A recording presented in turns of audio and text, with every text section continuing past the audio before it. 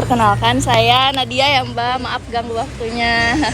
Di sini saya akan menanyakan mengenai pola makan yang biasa Mbaknya konsumsi setiap harinya. Di sini saya punya dua pilihan.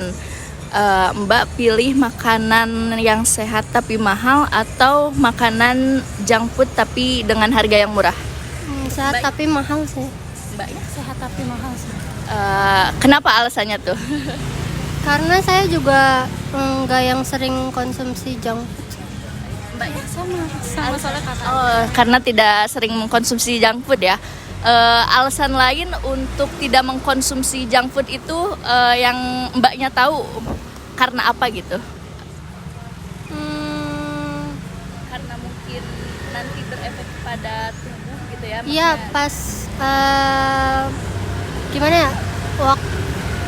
Efeknya tuh waktu kita tuanya kali ya. Iya. Kalau Mbaknya gimana? Ya, bisa kena diabetes juga sih. Oh iya, siap. Baik.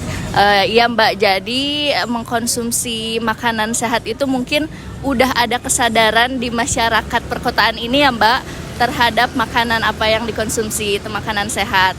Nah betul seperti Mbaknya tadi bicara bahwa makanan junk food itu bisa membuat berbagai macam penyakit jika sering dikonsumsi makanan tersebut gitu ya. Salah satunya mungkin obesitas ya Mbak, yang Mbak tahu gitu ya. Nah dari obesitas tersebut nanti karena sering dikonsumsi makanan tersebut setiap hari sehingga penumpukan lemak yang ada di tubuh gitu ya. Kan karena kadar lemaknya mungkin tinggi yang bisa Mbak tahu gitu ya. Terus juga serat yang dikonsumsi pada makanan tersebut mungkin lebih rendah ya Mbak. Maka dari itu ada peningkatan berat badan dari makanan yang telah dikonsumsi. Mungkin segitu ya Mbak. Pak Nadia. Di sini saya mempunyai dua pilihan ya Pak. Yang dimana pilihan pertamanya yaitu makanan sehat tapi harganya mahal. Dan yang kedua itu ada makanan cepat saji dengan harga murah. Menurut Bapaknya lebih pilih mana? Cepat saji harga murah.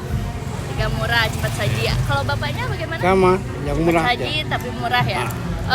Untuk alasannya itu kenapa Pak? Kenapa milih makanan cepat saji dan harganya lebih murah? Faktor ekonomi saat ini menurun kayak gitu, sehingga kita menghitung pengeluaran kita kayak gitu. Nah, sehingga harus kita manajemen keuangan kita itu dengan sedemikian baiknya. Biar stabil gitu Iya, ya Pak. Untuk begitu. Bapaknya alasannya? Ya seperti itu juga. Sama ya Pak. Sama, Jadi ya. untuk menstabilkan ekonomi saja gitu ya iya. Pak. Baik Pak. Bang, sekarang itu ekonomi sekarang kan enggak labil. Iya betul. Apa yang Bapak tahu mengenai konsumsi makanan cepat saji setiap hari? Misalkan konsumsi makanan tersebut kan yang cepat saji pasti ada efek dampak negatifnya dari makanan tersebut ya Pak. Apa yang Bapak tahu gitu Pak? Ya biasanya ada pengawet, Ya. terus bahan-bahannya itu kurang sehat, Higienis ya, Pak? higienis kayak gitu. Untuk Bapaknya apa yang Bapak tahu misalkan konsumsi makan cepat saji itu secara terus-menerus apakah ada dampak ke penyakit atau bagaimana Pak? Ya ada dampaknya penyakit sedikit-sedikit. Kita harus Iya. makan yang sama ya seperti orang-orang biasa itu. Iya, pasti ya Pak ya. Iya. Baik, di sini saya akan sedikit menjelaskan ya Pak. Untuk konsumsi makanan junk food atau cepat saji secara berlebihan itu mungkin ya ada plus minusnya juga ya Pak. Nah, untuk dampak dari makanan tersebut jika dikonsumsi secara berlebihan mungkin ada beberapa penyakit yang akan timbul gitu Pak dari makanan tersebut secara berlebihan. Salah satunya mungkin ada dampak ke obesitas atau penaikan berat badan secara berlebihan ya Pak. Yang kedua mungkin ada penyakit diabetes mellitus dan juga hipertensi atau tekanan darah tinggi gitu kan Pak.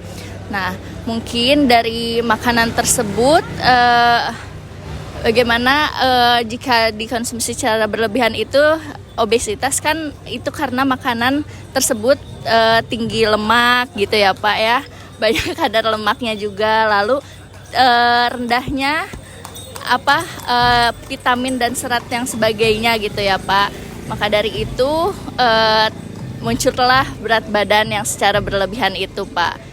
Mungkin cukup sekian ya Pak, terima kasih. Mohon maaf ganggu waktunya ya Pak. Terima kasih ya Pak, mari. Ya, sukses selalu.